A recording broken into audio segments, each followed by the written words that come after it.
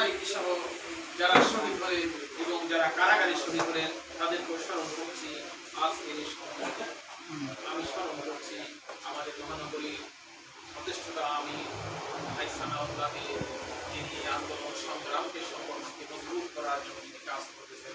আল্লাহ জান্নাতুল ফেরদাউস দান করেন। আমিন।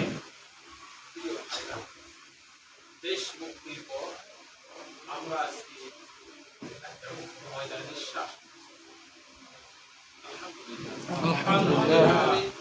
ভয় ভীতি শঙ্কা কাজ করছে, তাই আপনাদের কাছে আজকে আসতে পারলাম।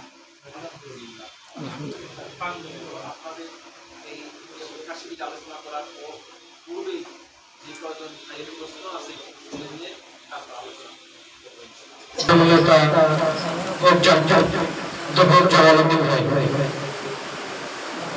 আলহামদুলিল্লাহ আলহামদুলিল্লাহি রাব্বিল আলামিন আসসালাতু ওয়াসসালামু আলা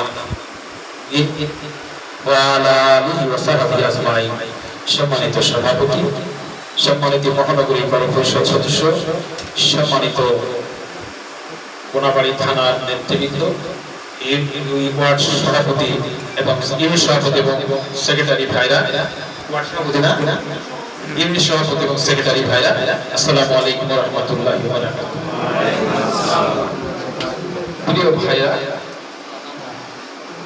এখানে যারা আছে আমি একটু তাদের প্রাথমিক পরিচয় নেওয়ার পর আমি আলোচনা শুরু করব। একটা পরিচয় জানতে চাচ্ছি যে আপনাদের ভিতরে যারা শিবির করতেন তারা একটু দাঁড়ান, যারা সারেরা জামাত ইসলামীর এই গণদাবিকে মানে না, তার প্রেক্ষিতে স্বাধীনতা আন্দোলন শুরু হলো। জামাত ইসলামীর পক্ষ থেকে শেখ মুজিবকে বলে দেওয়া হলো, আমরা শিয়ালের কাছ থেকে বাঘের কাছে আপনারা জাতিকে কি দিবেন না, পাহারার দায়িত্ব দিবেন না।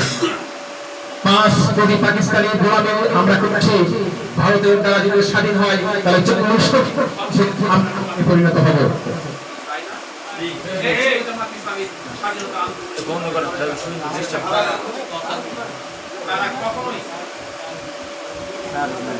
ভারতের বিরোধিতা করেছে, স্বাধীনতার বিরোধিতা করে না।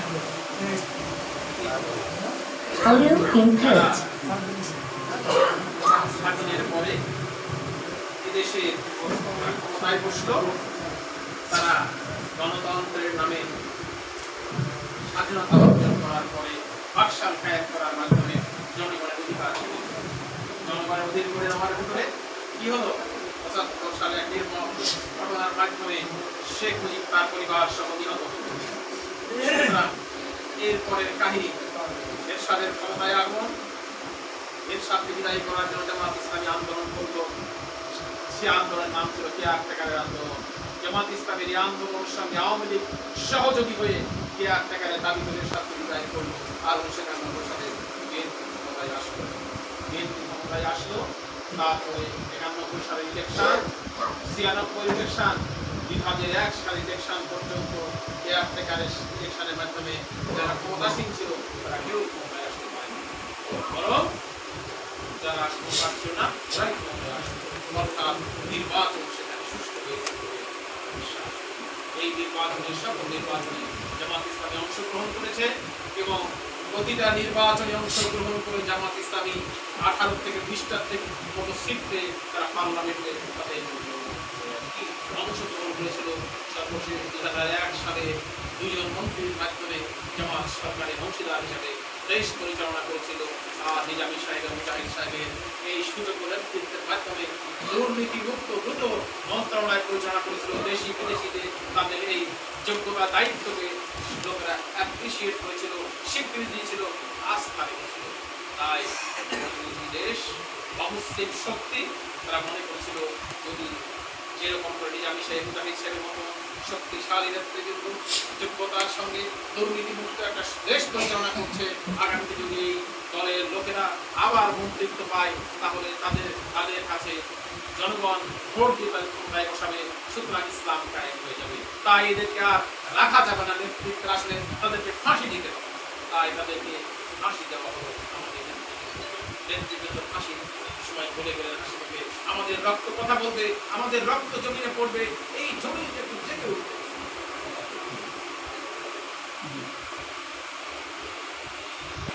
জনগণ চায় দ্রব্যমূল্যের ঊর্ধ্বগতি থেকে মুক্ত হয়ে আমরা যারা এই মিল ফ্যাক্টরিতে চাকরি করি, আমরা যারা বিভিন্ন পর্যায়ে অল্প করে চাকরি করি, আমাদের কৃষক শ্রমিক ভাইয়েরা যারা এই অটো রিক্সা চালায়, ড্রাইভারি করে, রিক্সা চালায়, যাদের বেতন 10 থেকে 15,000 টাকা, এই মানুষরা যেন সুন্দর করে তার পরিবার বসবাস করে।